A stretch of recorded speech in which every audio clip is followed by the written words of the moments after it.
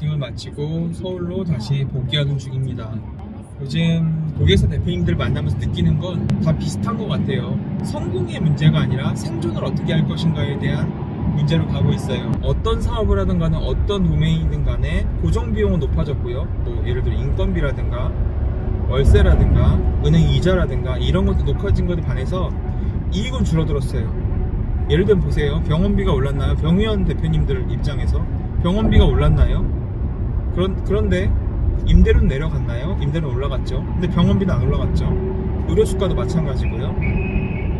가구 사업도 한번 얘기 들어볼게요. 옛날에 가구가 더 비싸졌나요? 싸졌나요? 싸졌죠. 그런데 창고비, 물류비 또는 뭐 인건비, 가장 많은 포지션을 차진 인건비 다 올라갔죠. 그러다 보니까 이런 어떤 이익 악화의 구조로 인해서 자본이 있을 때도 투자를 좀 머뭇거리시는 경우도 많을 수밖에 없고,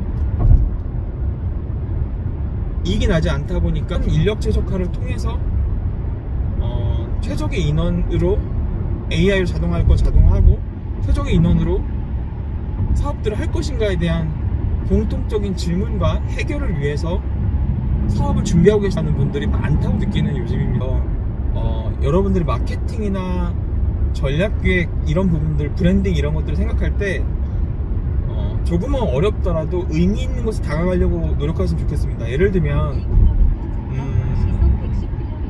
내가 소화시키기 쉬운 지식들, 인터넷이나 유튜브에 나온 지식들이 물론 의미 있는 것들도 있는데요, 대부분 제가 느끼는 걸 대부분 실무에는 별로 도움되지 않고 너무 당연해서, 그래서 내가 그 강의가 됐던 그런 것들을 내가 들었을 때 좋은 얘기고 맞는 얘기 같은데, 자 뒤돌아서 내 실무에 적용할 때 어떻게 될지 모르는 것들이 많으실 거예요. 그 이유가 뭐냐면 실전은 상대방 경쟁사를 이겨야 되는 게임이기 때문에 그들도 쉽게 이해할 수 있고 쓸 수 있는 무기라면 사실 나한테 큰 무기가 되지 않습니다.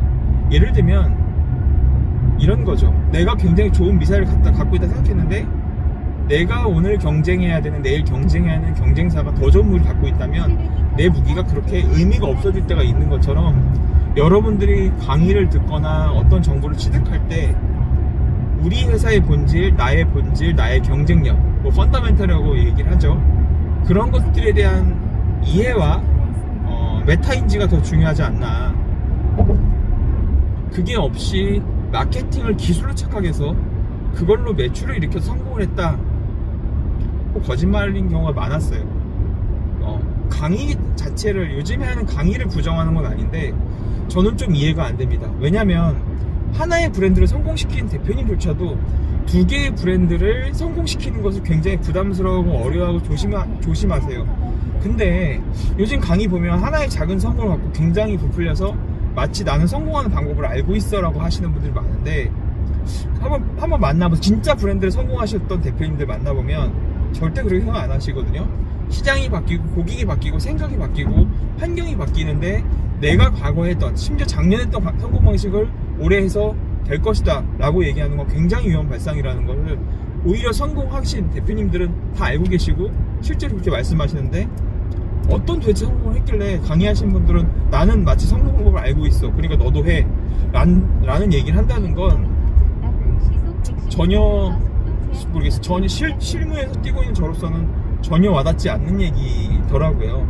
그래서 여러분들이 어떤 강의에 보물 지도를 있는 것처럼 하지 마시고, 저는 의미 있는 강의는 오히려 무료가 더 많았거든요. 저도 많이 찾아보는데 뭐 AI 자동화니 마케팅 꿀팁이니 이런 거 많이 보실 텐데, 그런 것도 좋은데 전 첫 번째가 뭐냐면 내가 잘하는 것, 우리가 잘하는 것, 그것부터 먼저 저는 이해하는 게 되게 중요하다고 생각을 하고요. 그것들이 이해가 됐을 때, 내가 소화할 수 있을 때, 그때 마케팅적인 것들은 얼마든지 좋은 것들 들어올 준비가 돼 있다는 전 얘기를 드리고 싶습니다.